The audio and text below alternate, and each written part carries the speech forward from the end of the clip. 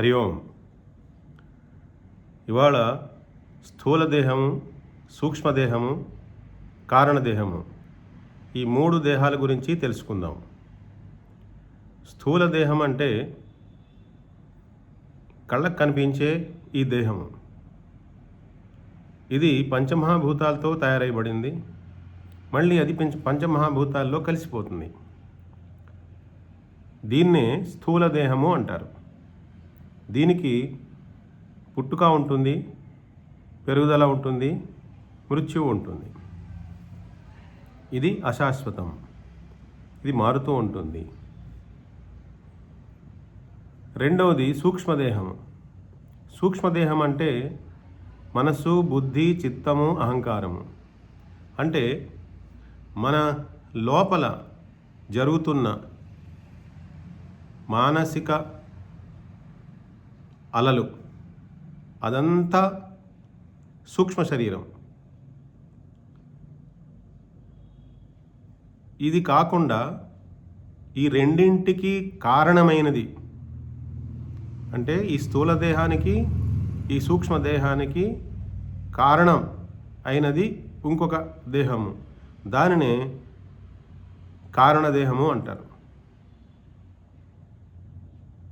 స్థూల, సూక్ష్మ, కారణ. ఎలాగైతే బీజము నుండి మొక్కలు వస్తాయో అదేవిధంగా కారణదేహం ఉన్నంత వరకు మళ్ళీ ఈ దేహాలు అంటే స్థూల దేహము, సూక్ష్మదేహము మళ్ళీ వస్తూనే ఉంటాయి. ఈ కారణదేహం అంటే ఇదే అజ్ఞానము.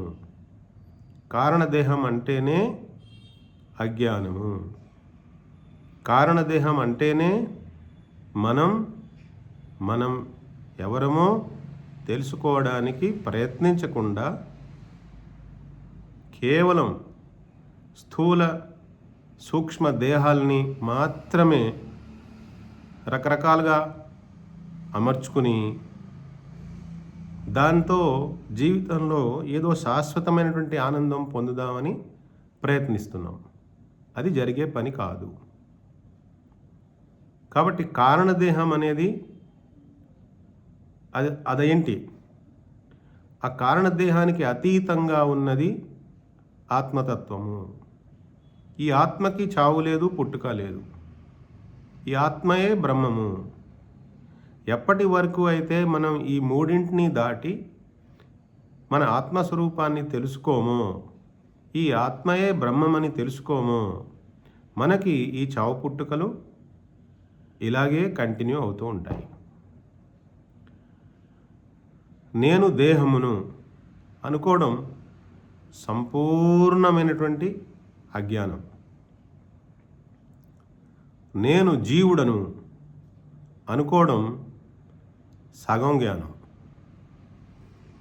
నేను ఆ బ్రహ్మతత్వమును అని తెలుసుకోవడం సంపూర్ణమైనటువంటి జ్ఞానం. ఇది మనకి ఎలా వస్తుంది? అదే ఇందాక చెప్పుకున్నాం కదా, కారణదేహం అని. ఆ కారణదేహం మీద మనం అటాక్ చేసి దాన్ని డిజాల్వ్ చేస్తే, లేదా ఇందాక మనం చెప్పిన ఉదాహరణ ఏంటి, విత్తనం ఉంటే విత్తనం నుంచి మళ్ళీ మొక్క వస్తుంది కదా, కానీ ఆ విత్తనాన్ని వేయించేస్తే ఇంక మొక్క రాదు. అలాగే జ్ఞానాగ్నిలో ఈ అజ్ఞానంతో ఉన్న కారణదేహాన్ని మనం భస్మీభూతం చేస్తే